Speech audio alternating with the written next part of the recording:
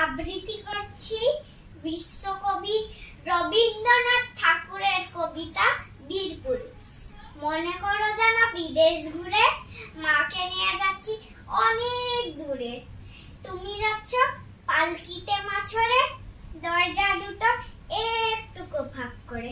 আমি যাচ্ছি রাঙ্গা ঘোড়ার পরে, টকবগিয়ে তোমার পাশে পাশে।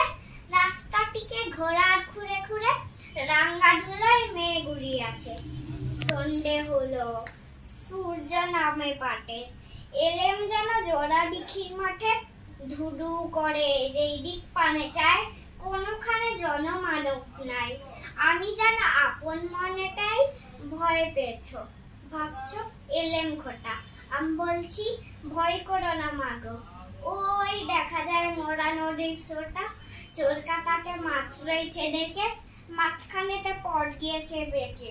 গরু বাছর নেই কোনোখানে, সন্ধে হতেই গেছে গায়ের পানে। আমরা কোথায় যাচ্ছি কে তা জানে, অন্ধকারে দেখা যায় না ভালো। তুমি জানো বললে আমায় ডেকে, দিঘির ধারে ওই যে কিসের আলো। এমন সময় হরে রে ওই যে কারা আসতেছে ডাকছে রে। তুমি ভয় পালকি ত্যাগ করে ঠাকুর দেবতা স্মরণ করছো মনে। দেয়ালাগুলো পাশের কাটা বনে, পালকি ছেড়ে কাঁপছে থরো থরো। আমি জানো তোমায় বলি ডেকে, আমি আছি ভয় কেন মা করো। হাতে লাঠি, মাথায় ঝাঁকড়া চুল, কানে তাদের গোজা জবার ফুল। আমি বলি দাঁড়া খবরদার, এক পা কাছে আসিস দুরিয়া।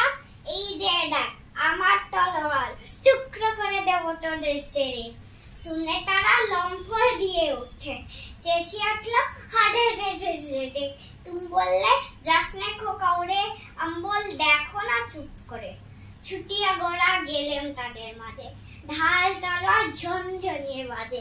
কি ভয়ানক লড়াই হলো মাঝে, শুনে তোমার গায়ে দিল কাটা। কত লোক যে পালিয়ে গেল ভয়, কত লোকের মাথা পড়লো কাটা। এত লোকের সঙ্গে লড়াই করে ভাবছো খোকা গেলই বুঝি মরে। আমি তখন রক্ত মেখে ঘেমে বলছি এসে লড়াই গেছে থেমে। তুমি শুনে পালকিটিকে নেমে চুমু খেয়ে নিচ্ছ আমায় কোলে। বলছো ভাগ্যে খোকা সঙ্গে ছিল, কি দুর্দশাই হতো তা না হলে। রোজ কত কি ঘটে যাহা তাহা, এমন কেন সত্যি হয় না আহা। ঠিক যেন এক গল্পটা তবে, শুনতো যারা অবাক হতে সবে। দাদা বলতো কেমন করে হবে, খোকার গায়ে এত কি জোর আছে। পাড়ার লোকে সবাই বলতে শুনে, ভাগ্যে খোকা ছিল মায়ের কাছে। ধন্যবাদ।